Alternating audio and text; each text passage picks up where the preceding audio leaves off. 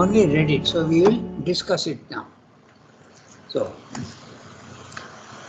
I remind you, the Sankhya philosophy. Good morning, Shilpa. Good morning. Good morning, Ranganath. So we are on the chapter Sankhya, Yoga, and Vedanta, and they seem to be all different systems of yoga, Yes. but the Gita is combining all of them and saying that they are all different roads, but they all lead to the liberation. So there is nothing, no fundamental opposition between them at the end. But in the beginning, they seem to have different paths. The Sankhya path is the Buddhi Yoga. You have to discriminate. You are not the body, you are not the mind, you are not the vital, but you are pure consciousness. And then you go to the Nirvana consciousness, the self. And the yoga is the Karma Yoga. So Sankhya, don't do any works in the physical world, avoid as much as possible. And Karma Yoga is saying, no, don't avoid work. Do the work, but don't do it for yourself. Do it for the Lord. Okay. Sankhya is knowledge, Buddhi Yoga. You have to use your discrimination and say, Neti, Neti, I am not this, I am not this, I am pure consciousness. And yoga is, don't do any work, don't pay attention to the physical world. That is the Sankhya way. But the yoga way, Karma Yoga, all the works that you are doing, don't avoid the work, but turn the orientation away from yourself to the divine. Do whatever you are doing as an offering to the divine. They seem to be opposite paths. And at the beginning, they are opposite paths, but at the end, you get liberation from growth. So that's what the Gita is saying. So there was another and similar opposition in the Vedanta itself. So Vedanta is the third thing that he is discussing, and Sridhar is saying that in the Vedanta also there is a difference. And what is the difference? We will see. In the Vedanta there are two methods, and this also the Gita has to deal with, to correct and to fuse its large restatement of the Aryan spiritual culture. So what is that? This is the distinction between Karma Kanda and Jnana Kanda. Now, Karma Kanda and Jnana Kanda are in the Mimamsa. Mimamsa is a branch of Indian philosophy. There are 9 main branches of philosophy in India. Okay? So, I don't need to list them, but Buddhism, Vedanta, Jainism, okay, and there is this Mimamsa, and there is also there are several others are there. Okay, so Karma Kanda and Jnana Kanda are in the Mimamsa, and there is a division.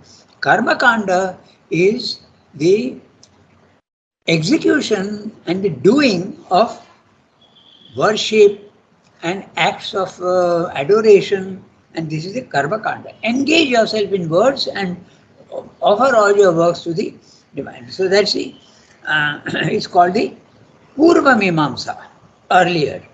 But afterwards, the Uttara Mimamsa was the knowledge aspect. Okay. So this again in the Vedanta itself also there are two, Purva Mimamsa and Uttara Mimamsa, corresponding to Karma Kanda and Jnana Kanda. Jnana Kanda obviously means engage in knowledge, try to get knowledge. Don't worry too much about actions in the physical world. But the other thing is, no, the actions also matter. Take all your actions and do it for the Lord. Offer your thing and engage in the works. Turn all those works also to the Lord. One is stress on action and one is stress on knowledge.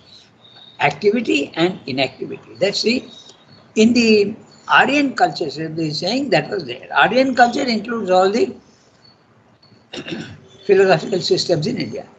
This was the distinction between Karma Kanda and Jnana Kanda, between the original thought that led to the philosophy of the Purva Mimamsa and the Mimamsa and the between the original Vedavada and that which led to the philosophy of the Uttara Mimamsa. Okay.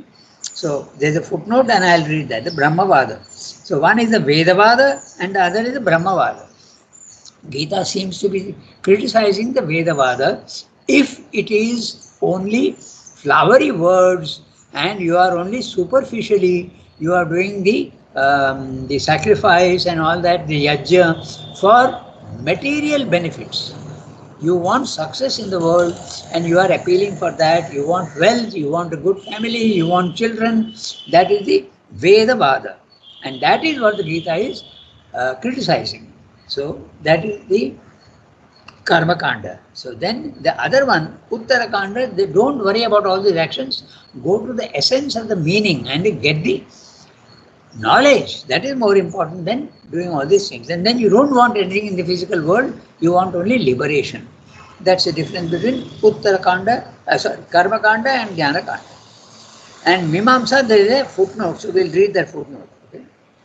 Jaimini's idea of liberation is the eternal Brahmaloka, in which the soul has come to know the Brahman, still possesses a divine body and divine enjoyments. For the Gita, the Brahmaloka is not liberation.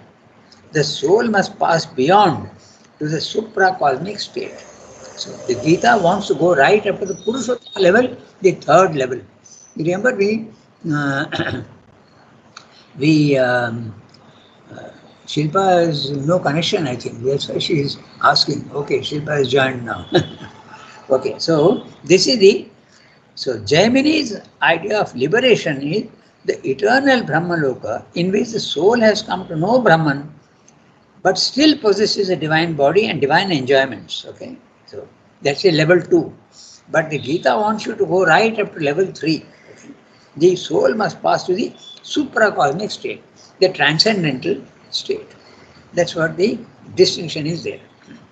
There are so many levels and so many different types of, each one has got a different aim in the spiritual life. One only wants liberation, another wants power, another wants enjoyment and bliss. But Sri Aurobindo and the Gita says all the three. Power, bliss, knowledge, all must be there. So I go back to the text. The Brahmavada between those who dwelt in the tradition of the Vedic hymns and the Vedic sacrifice. This is the Karma Kanda and also the Vedavada. Okay, and those who put aside these as a lower knowledge and laid stress on the lofty metaphysical knowledge which emerges from the Upanishads. The Uttara Mimamsa went again and became the Upanishads. It went towards the Upanishad, pure knowledge. Okay, not anything to do with the physical world. Get away from the physical world. For the pragmatic mind of the Vedavadins, the pragmatic mind, remember, you are connected with the physical world and you want success and enjoyments in the physical world.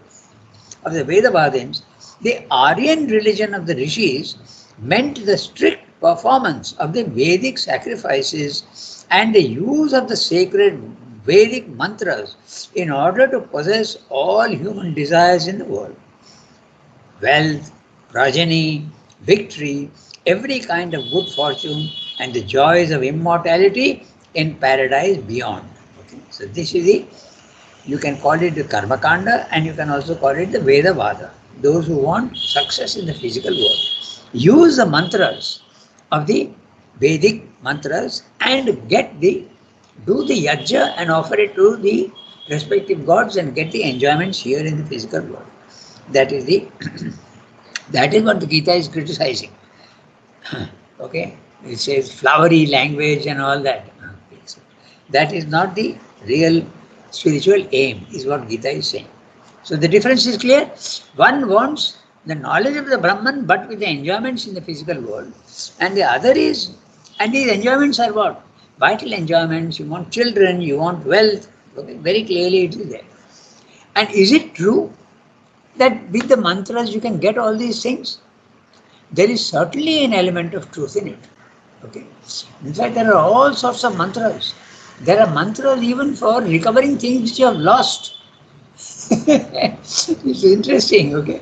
But these mantras, if they are used for very limited purposes, they can give problems also. Okay. So you should be absolutely selfless. What you should ask for is selfless. So there are all sorts of mantras. Mantras are sounds which have got great power. So that is what Swami is saying here. The use of the sacred Vedic mantras in order to possess what? Knowledge? No. Wealth in the world, progeny, children, victory, every kind of good fortune, joys of immortality and paradise. For the idealism of the Brahmavadins are those who are engaging only in the yajnas and using the Vedas for success in the physical world. For the idealism of the Brahmavadins, this was only a preliminary preparation, and the real object of man, true Purushartha, began with his turning to the knowledge of the Brahman. Okay? Brahmavadins, not the Karmakandas, not the Vedavadins. The Brahmavadins are those who are wanting only knowledge. So they go to the purpose of life, Purushartha. Okay? Purpose of life is liberation and getting to the Brahmic consciousness. He is turning to the knowledge of the Brahman, which would give him the true immortality of an ineffable spiritual bliss far beyond the lower joys of this world or of any inferior heaven. Even the heavens, there are several heavens. Whatever may have been the true and original sense of the Veda, this was the distinction which had long established itself, with which therefore the Gita has to deal. And the Gita is very clearly rejecting Vedavada and going to the Brahmavada. Don't worry too much about the... By the way, the Gita is not telling you that get rid of the physical world. He is not saying that. He says that you have to remain in the physical world, but without transformation. The transformation is not there, but you are in the physical world, but your consciousness is up there. But you are not rejecting the physical world. Okay? So, and Srivada is saying also, you don't reject the physical world, but you transform the physical world. You go one step beyond the Gita also. Okay? So these distinctions have to be very clear in your mind. One, Vedavada and the Karma Kanda use these mantras for success in the physical world, which the Jnana Kanda says, no, that's not the real purpose of life at all. It is you have to get the real knowledge of the Brahman and live in that Brahman consciousness. And the Gita is saying, yes, that's right. But you shouldn't give up the physical world. You should live there, just like a lotus leaf in water, never gets wet. You are in the physical world, but all these imperfections don't touch you. You are absolutely immune to all these external touches. Bahya sparsha is the word used in the Gita. Okay? So, very clear what the Gita is saying. We can now read the next one. Almost the first word of the synthesis of works. So, shall we read that? So, one of you has to read almost the first word. Yeah. Yes, go ahead. Almost the first word of the synthesis of works and knowledge is a strong, almost a violent censure and repudiation of the Vedavada. This flowery word, which they declare who have not clear discernment, devoted to the creed of the Veda, whose creed is that there is nothing else, souls of desire, seekers of paradise. It gives the fruits of the works of birth. It is multifarious with specialities of rights. It is directed to enjoyment and lordship as its goal. The Gita even seems to go on to attack the Veda itself, which, though it has been practically cast aside, is still to Indian sentiment intangible, inviolable, the sacred origin and authority for all its philosophy and religion. The action of the three gunas is the subject matter of the Veda. But do thou become free from the triple guna, O Arjuna. The Vedas, in the widest terms, all the Vedas, which might well include the Upanishads also, and seems to include them, for the general term Shruti is used later on, are declared to be unnecessary for the man who knows. As much use as there is in a well with water in flood on every side, So much is there in all the Vedas for the Brahmin who has the knowledge. Nay, the scriptures are even a stumbling block for the letter of the word, perhaps because of its conflict of texts and its various and mutually dissentient interpretations, bewilders the understanding which can only find certainty and concentration by the light within. When thy intelligence shall cross beyond the wall of delusion, then shalt thou become indifferent to scripture heard or that which thou hast yet to hear. Gantasi nirvedam shrotavyasya shrutasya cha. When thy intelligence, which is bewildered by the Shruti Shruti Vipratipanna shall stand unmoving and stable in Samadhi, then shalt thou attain to Yoga. So offensive is all this to conventional religious sentiment that attempts are naturally made by the convenient and indispensable human faculty of text twisting to put a different sense on some of these verses, but the meaning is plain and hangs together from beginning to end. It is confirmed and emphasized by a subsequent passage in which the knowledge of the knower is described as passing beyond the range of Veda and Upanishad. Shabda Brahmati Vartate. Yeah. Okay. Plenty of Sanskrit quotes here. So I'll read out the verse of the chapter 2, verse 42, 43. This is what he is referring to here. So, very clear what the Gita is saying, this description of what the Gita is saying. Almost the first word of the synthesis of works and knowledge is a strong, almost a violent censure, criticism, okay, censor, criticism, rejection, and repudiation, criticism and repudiation, rejection of the Vedavada. And what is the Vedavada? Don't get stuck only at the words, okay? So, that's what he's saying. And you have to go beyond the words and understand what the meaning is. Okay, that's the most important thing. You can know in the synthesis, if you remember, Srimdu says, you could have read all the philosophy books in the physical world and yet you will not know anything about the Brahman. Okay, it's only mental knowledge. That has absolutely no value at all, provided your OM is the Brahmavad. Okay, sorry, the Brahma, the Brahmic consciousness. That is the important thing. Experience is 10 times more important than mere knowledge. But he is not saying that mere knowledge does not help. It helps. But don't think that that's the entire thing. Okay. This is what is being said. And the description is very fine. He is saying, the Gita is saying, repudiation of the Vedavada. Don't get engaged only in the words and use flowery language and remain only fixed for in the physical world for enjoyments. Don't use the Vedas for mere enjoyment in the physical world. This flowery word which they declare, who have not clear discernment, devoted to the creed of the Veda. You depend on the Vedas, but you don't go beyond the words.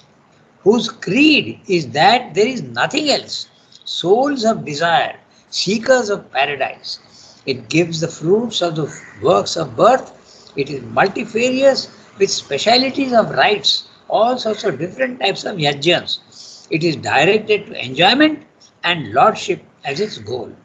And then Srimad says the Gita even seems to go on to attack the Veda itself, though it has been practically cast aside, is still to Indian sentiment intangible, inviolable, the sacred origin and authority for all its philosophy and religion. Even today, the Vedas are held in high respect, and there is a good reason for that. But everybody has forgotten what the Vedas really mean. Okay, and the language is very complex because Vedas are not philosophy; they are records of experiences of the rishis. They are not even written by human beings. They are received. They have been heard. They are shrutis. They are heard and recorded. So it's not any human being who has written the Vedas. They are all any number of rishis The secret of the Veda, I tried to, the Rig Veda itself. Every chapter and every anuvak, there is a rhythm in which it is written, the god to which it is addressed, and the rhythm and the rishi who has written it. So there are about 30, 40 rishis, okay, and all this has been compiled by Vyasa. They think that it is Vyasa who has compiled all the Vedas. Okay. So the Gita seems to want to attack the Veda itself, and it's doing through very interesting image. Though it has been practically cast aside, still to Indian sentiment, intangible, inviolable, sacred origin and authority for all its philosophy and religion. The action, he is quoting now, he is translating. The action of the three gunas is a subject matter of the Veda. But do thou become free from the triple guna, O Arjuna. Okay. So, the Vedas in the widest sense, all the Vedas, which might well include the Upanishads also, and seems to include them, for the general term Shruti is used later on, are declared to be unnecessary for the man who knows. So, I go back to the verse. Verse 42 in chapter 2 is Yam imam pushpitam vacham pravadanti avipaschita. Avipaschita, those who don't have the knowledge, and they go on using the Vedas, flowery language, okay, but nothing more than that. Vedavada rata, who are engaged only in arguments and Vedavada, only the words. O Partha, Nanyadasti Vadina, they say that there is nothing else except the enjoyments in the physical world. There is no other reality. But and what are they? Verse 43, Kamat Manam.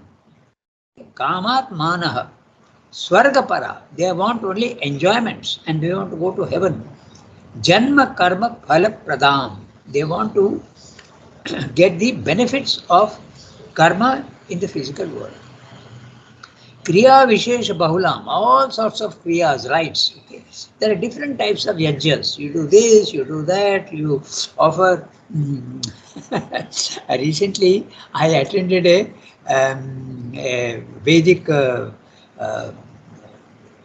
yajna. Okay, someone was inaugurating a house, and I was invited, and I thought, let me go and see what happens. So I went in there, and they were going on reciting for 1.5 hours. They built a fire, small fire, and they went on offering all sorts of things into the fire.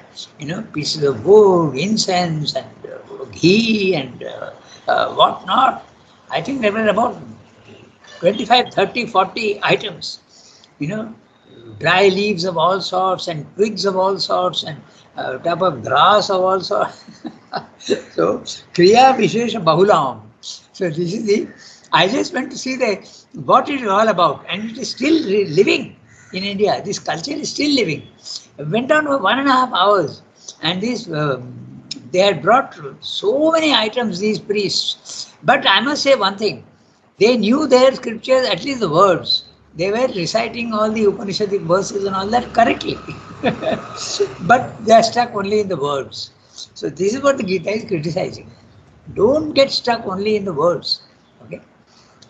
You have to go far beyond and go to the knowledge behind the words. That's what it is saying. And then it says something very interesting. It uses an image. It says to the man who knows. Okay? The Veda is being compared to a well of water. So when you are thirsty, you need a well of water to drink from there. Okay. But if there is a flood everywhere, you don't need a well. So to the man who has the knowledge, why does he need the Vedas? The Vedas are only a well, a small well, but he has the whole flood in front of him. To the man who knows. So that is the image being given.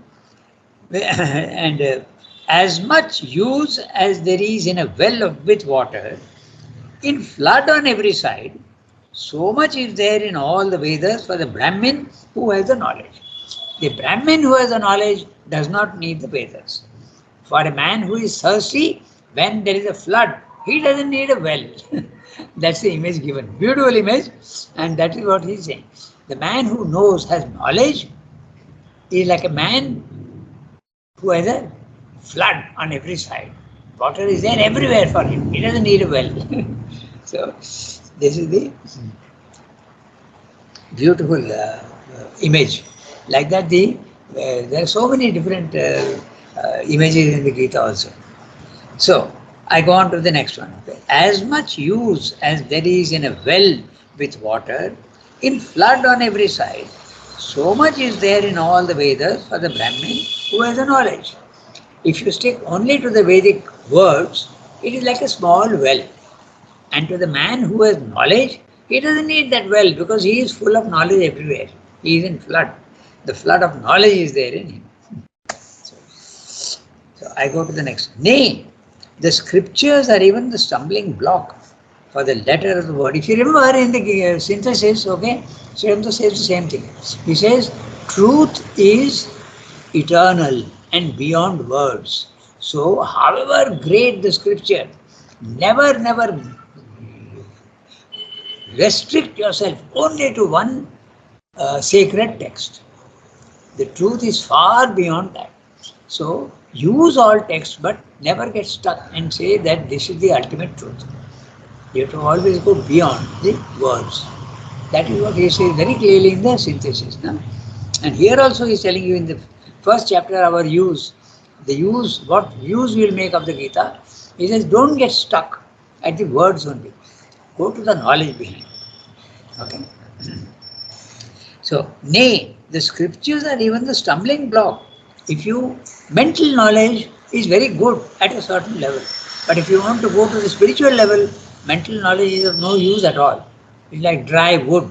It's absolutely of no use. Nay, the scriptures are even a stumbling block for the letter of the word, perhaps because of its conflict of text and its various mutually dissentient interpretations. Dissent is disagreement, opposition of views, disagreement. So, dissentient interpretation bewilders the understanding, just like the Sankhya and the Yoga seem to be opposites, but they are not opposites. You must have a clear understanding of the text, then you can go beyond the words. That's what he's saying. Bewilders the understanding, which can only find certainty and concentration by the light within. When thy intelligence shall cross beyond the whirl of delusion, then shalt thou become indifferent to scripture, heard or that which has yet to hear. Kantasi nirvedam shrutavyasya shrutasya cha. That which you have already heard and that which is to be heard. Shrutasya, that which you have already heard, and shrotavyasya, that which is to be still heard. You have to go beyond that. Okay. Nirvedam, go beyond the Vedas. When thy intelligence, which is bewildered by the Shruti vi pratipanna, the one that you are, the Shruti is confusing you, okay, shall stand unmoving and stable in Samadhi, then shalt thou attain to yoga. Don't get stuck only at the words.